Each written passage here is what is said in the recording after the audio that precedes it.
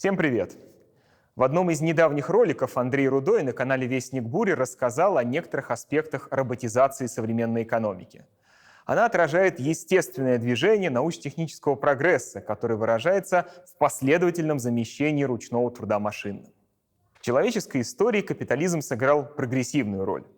Именно эпоха промышленной революции принесла человечеству невиданный ранее технологический прогресс.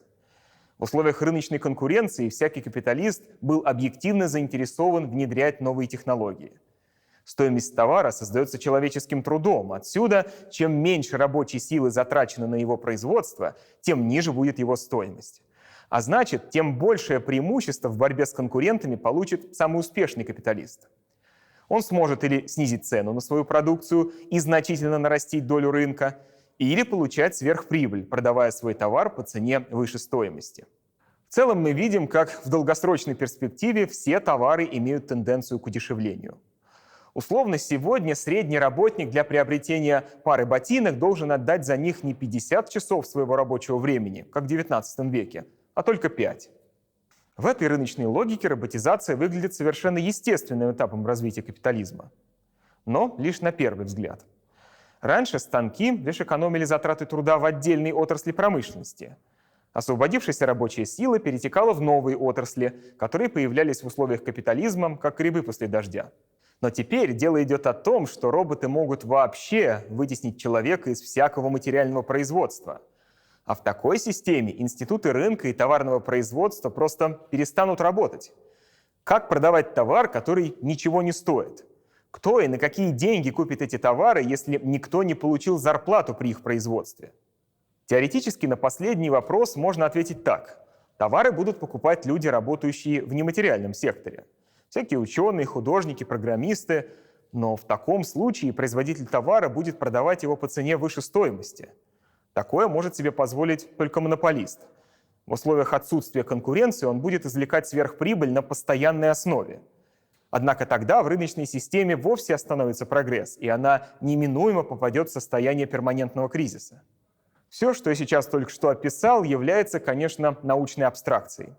Столбовая дорога капитализма определена его внутренним устройством и непреодолимыми противоречиями. Однако это не означает, что рыночная система сама уступит место новым производственным отношениям социализма. По крайней мере, она попытается, насколько это возможно, долгий срок продлить свою жизнь. Пусть даже ради этого придется принести в жертву общественные интересы. История капитализма показывает, что конкуренция непременно переходит в свою противоположность. И если у рынка есть возможность развиваться по экстенсивному пути, поглощая все новые ресурсы, он предпочтет его интенсивному. И так уже не раз случалось в истории. Взять хотя бы перенос производств в регионы с дешевой рабочей силой. Они стали примером того, как капитал предпочел увеличить рентабельность, двигаясь против научно-технического прогресса. Вот и теперь роботизация происходит лишь в центре мирового капитализма, а периферия остается источником трудовых ресурсов. Роботизированные заводы Японии и Германии выглядят действительно впечатляюще. Однако их рыночный успех был бы невозможен без огромных масс промышленных рабочих из бедных азиатских стран, где роботизация экономики в десятки раз ниже. Именно они, а не японские роботы, создают прибавочную стоимость, которая потом перераспределяется в пользу собственников транснациональных корпораций. Кризис 2008 года углубил противоречия мировой экономики. Низкие темпы экономического роста, в особенности замедления азиатских стран, сократили прибыли западного капитала. Заработная плата в Китае уже не так низка, как в 80-е. Теперь для поддержки рентабельности необходимо найти еще более дешевые трудовые ресурсы, и их запасы в мире еще достаточно велики. Об этом рассказывают авторы доклада «16 стран на смену Китаю», опубликованного компанией Stratfor. Они определили 1,5 десятка экономик, условия в которых еще более привлекательны для западных инвесторов. Главное их преимущество – дармовая рабочая сила. И цена еще ниже, чем в Китае, а численность вполне сопоставима – около 1 миллиарда человек. Кроме того, многие из этих стран обладают выгодным географическим положением и слабым регулированием экономики со стороны государства. Он сказал, эпоха героев больше никогда не наступит. А надо бы. Итак, знакомьтесь с командой супергероев. которая призвана спасти капитализм от системного кризиса и продлить ему жизнь еще на несколько десятилетий. Первая в списке – Мексика. Она граничит с США, крупнейшим в мире импортером, занимая 14 место в мире по численности населения и 15 по размеру ВВП. За последние несколько лет в Мексике проведен целый ряд либеральных реформ, сделавших страну привлекательной для иностранных инвестиций. Мексика является членом НАФТА, Североамериканской зоны свободной торговли, что позволяет в еще большей степени удешевлять товары для американских покупателей. Около нулевой темп роста зарплат в последние годы все больше отстает от темпов производительности труда. Минимальная зарплата там всего $130, ниже, чем в Китае. Второй супергерой – Никарагуа. Здесь самая дешевая рабочая сила во всей Центральной Америке, что уже успели оценить инвесторы. В 2017 году доля инвестиций там составила 27% от ВВП, что превышает среднемировые значения. Есть у страны и слабые места – масштабное производство кокаина, которое подрывает социальную стабильность и провоцирует рост преступности. Хотя нет такой проблемы, которую настоящий предприниматель не превратил бы в источник прибыли. Доминиканская республика. С 2009 по 2016 год объем прямых иностранных инвестиций здесь увеличился на 120%. Минимальная зарплата тут тоже ниже, чем в Китае, а договор о свободной торговле США снижает расходы на внешнеторговые сделки. Под номером 4 – Перу.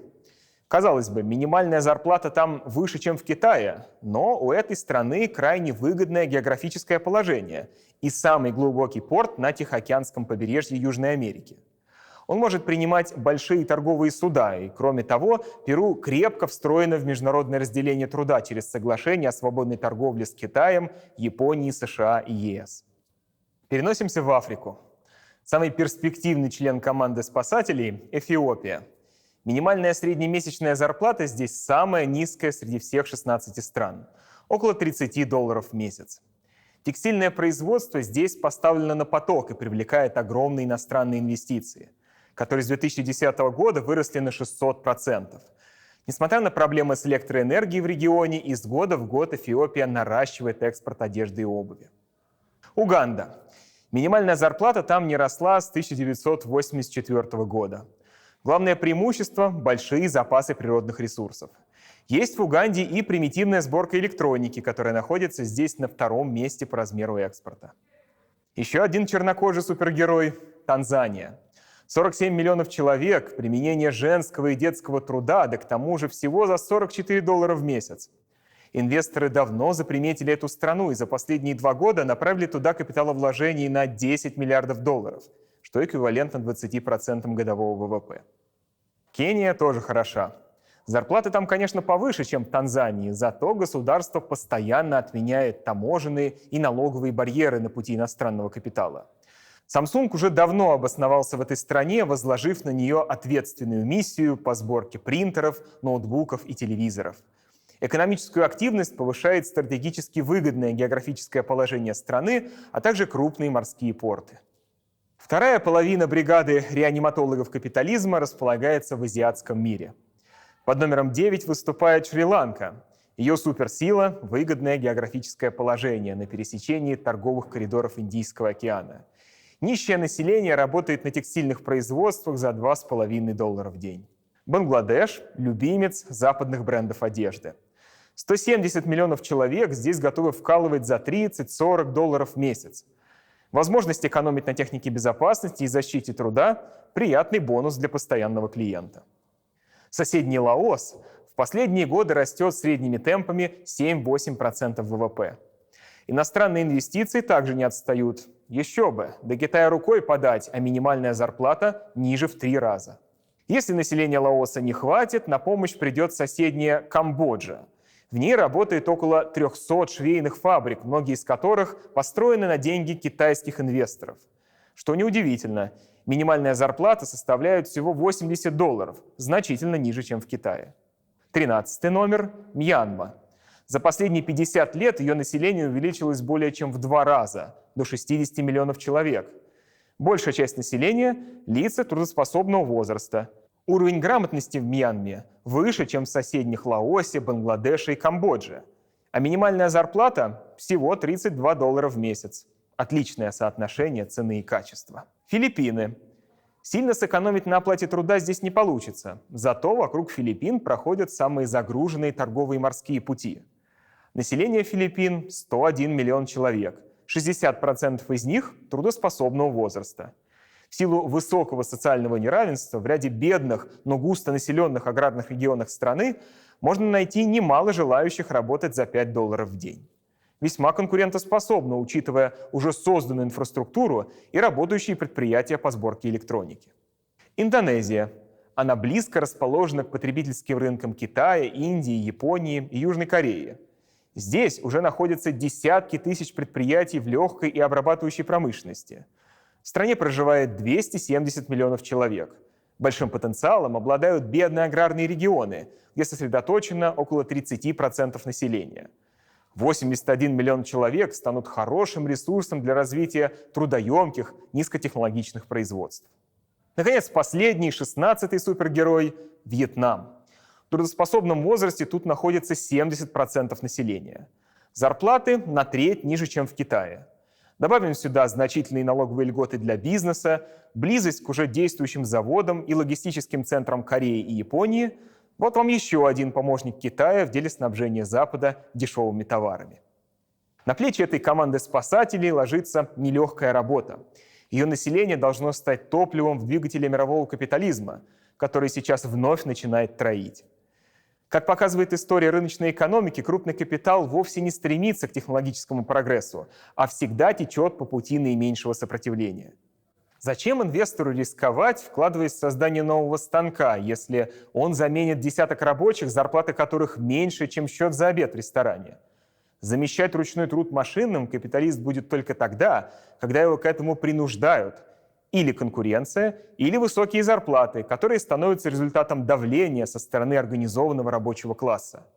Таким образом, капитализму просто некуда деваться. Он должен или направить результаты технического развития на систематический подъем материального положения трудящихся, или выступить сознательным тормозом прогресса. Судя по динамике развития мировой экономики последних лет, он непременно выберет второе.